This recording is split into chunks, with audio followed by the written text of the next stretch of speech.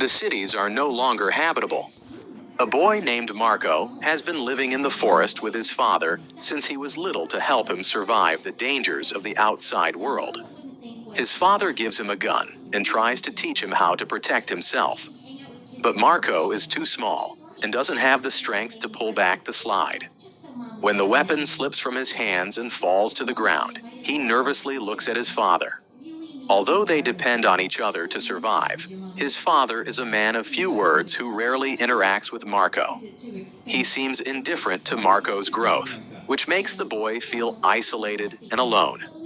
Still, his father deeply distrusts the zombie-infested world beyond the forest.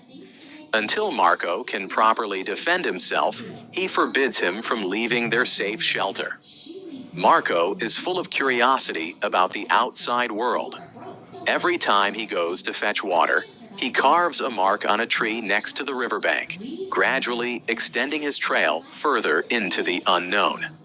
One day, while wandering through the woods, Marco comes across an abandoned RV. He cautiously approaches the vehicle and peers inside. Climbing through the window, he begins to search around and eventually finds a toy on one of the shelves. But just as he is examining it, a dark figure suddenly appears inside the RV. Marco, startled, freezes and crouches in the corner, trembling with fear. Fortunately, the stranger doesn't seem hostile. When the figure extends the toy toward him, Marco realizes it's another boy, someone his own age. Feeling the kindness of the boy, Marco takes off his headphones and invites him to listen to music together. And so, the two lonely boys find friendship in each other. Marco knows he can't tell his father what happened, so he carefully hides the toy that Miko gave him. Then, grabbing his water bottle, he hurries back to the camp.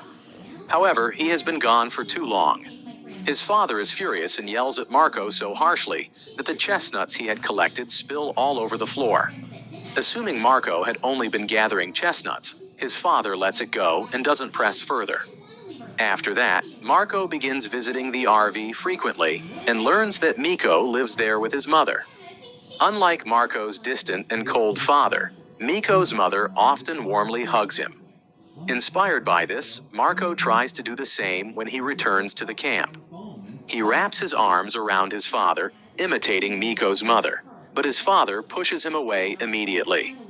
When Marco sees a photo of an unfamiliar woman in their cabin, he gathers the courage to ask his father about her. His father doesn't respond, simply telling Marco to go to bed. In it, there was a fairy who left the forest and went to a place called Stone Valley. Marco convinces himself that his mother is like that fairy, and if he can reach Stone Valley, he will find her. One day, when Marco and his father go hunting in the forest, as they always do, a sudden series of gunshots echoes in the distance. Marco quickly hides behind a large tree. From there, he sees Miko's mother clutching her arm, kneeling before his father. To Marco's horror, his father approaches her, and without a second's hesitation, pulls the trigger. Terrified, Marco runs straight home and hides under his bed, trembling. He stays there until late into the night. When his father finally returns, his state is completely unhinged. His hands tremble as he takes a swig of strong liquor, muttering incoherently to himself. Seeing his father's volatile behavior only strengthens Marco's resolve to find the mother he has never known. The next morning, Marco packs his belongings and leaves the cabin without a word. He heads straight to Miko, convinces him to join him on the journey to Stone Valley to find his mother. But as they make their way through the forest, Miko suddenly stops walking, refusing to go any further. With no other option, Marco tells Miko the truth. Soon the two boys reach the edge of the forest. Just as they are about to leave, a strange figure appears in the distance. They quickly crouch down, holding their breath to avoid being seen. Carefully, they follow a narrow path and find an abandoned car to hide in, as the sound of heavy footsteps grows louder around them. Both boys anxiously peer out the car windows. Suddenly, the eerie sound of zombies banging on the car windows sends Miko into a panic. Marco tries to calm him by covering his ears with his hands. He doesn't know what to do, but then, out of nowhere, all the zombies outside fall to the ground. The car door opens and Marco, still trembling from the scare, is surprised to see his father standing there. After carefully checking that Marco isn't hurt or bitten, his father lets out a deep sigh of relief. He completely ignores Miko, grabs Marco's arm, and insists they return to the camp immediately. But Marco resists, pulling his arm free and yelling at his father, furious and hurt. He accuses his father of being a bad person, blames him for killing Miko's mother, and even suspects that his father might have been responsible for his own mother's death. His father has no time to explain. All he knows is that the noise they've made will soon attract more zombies. But Marco refuses to leave. With no other option, his father hurriedly hides Marco in a safe spot and returns to rescue Miko. His aim is precise, and with each shot, a zombie falls. It doesn't take long for him to clear the area and pull Miko to safety. Just then, Marco turns around and freezes. A zombie has stealthily crept up behind him. In a panic, he grabs his father's arm. His hands tremble as he points the gun.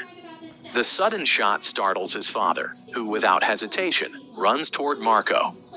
But before he can reach him, a zombie lunges and knocks him to the ground. Fortunately, his father manages to fight it off, narrowly avoiding disaster. Quickly getting to his feet, he runs to Marco's side. Realizing it was a false alarm, he kneels to assure Marco that Miko is safe. Then, with urgency in his voice, his father urges Marco to follow him back to the camp before it's too late. At that moment, his father rolls up his sleeve and reveals a recent bite wound on his arm. Desperation washes over him as he realizes what it means. Quickly, he moves away from Marco and chains himself to a nearby tree. Marco, sensing something is wrong, approaches his father. It's then that his father finally reveals the truth. He hadn't killed Miko's mother out of cruelty.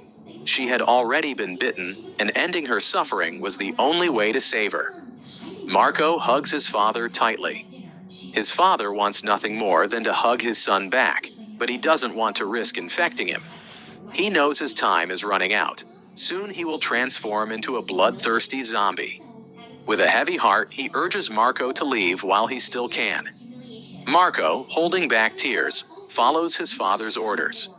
He takes Miko's hand, and the two begin walking along the path. Not long after, his father's eyes begin to turn white. Moments later, the silence of the forest is broken by the sound of a single gunshot. Marco stops briefly, his heart heavy with grief, but he doesn't stop moving. Without his father's protection, he knows he must become stronger. As night falls, Marco and Miko huddle beneath a large tree. Marco feels lost and uncertain about the future, but the photo of his mother gives him a ray of hope. The next morning, they resume their journey at first light. After what feels like an eternity of walking, they finally emerge from the forest into a vast open field. Following a set of train tracks, they press onward, unsure of how far they've traveled. Their food supplies are nearly depleted. Fortunately, they stumble upon a man sitting by the tracks, listening to a radio. The man looks Marco up and down, sizing him up. Gathering his courage, Marco asks the man for food. The man doesn't respond immediately. Instead, he asks where they're headed. Upon hearing their destination, he admits he wishes he could help, but explains that he can't leave. He has the responsibility of caring for several kids in his house. Marco, curious, looks toward a nearby building with barred windows, and then realizes the tragic truth. The man's children have been infected and turned into zombies. The man can't bring himself to harm them, so he keeps them locked up. After filling their stomachs, Marco and Miko continue their journey. Their playful banter makes the long walk feel less lonely. As the sun sinks in the sky, they know they need to find a place to spend the night. Soon, they come across an abandoned train on the tracks. It seems like the perfect shelter. Marco cautiously approaches and opens a small gap to look inside, only to discover that the train car is full of zombies. Startled, the boys stumble backward. Fortunately, the zombies are trapped inside and can't get out. Breathing a sigh of relief, they quickly move away. Not far from the village, two armed men suddenly appear, blocking their path. The unarmed and defenseless boys have no choice but to obey as the men force them into a vehicle. Intense ride, they are taken to a survivor camp. The leader, John, studies the boys closely. His expression changes to one of astonishment when he realizes that the two aren't infected and are healthy. John explains the terrible situation. Since the zombie outbreak years ago, all babies born to survivors have been infected with the virus. Humanity is on the brink of extinction. Seeing two uninfected boys fills John with hope. He believes they might hold the key to curing the virus and saving humanity.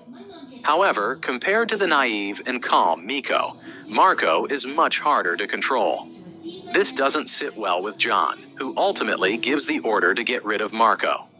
Bearded Guy, unable to harm a child, secretly decides to let Marco go. But Marco isn't willing to abandon Miko. When Bearded Guy refuses to help further, Marco sneaks back into the camp on his own. After locating Miko, the two manage to evade the guards and escape into the night.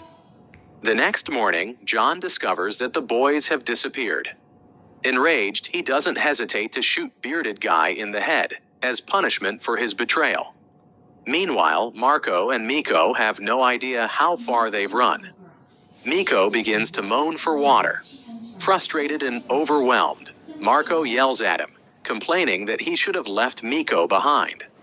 But when he sees Miko's teary, pleading eyes, his resolve softens. Marco decides to look for water. He comes across an abandoned building and ventures inside. The place is filled with leftover supplies from previous fugitives. Marco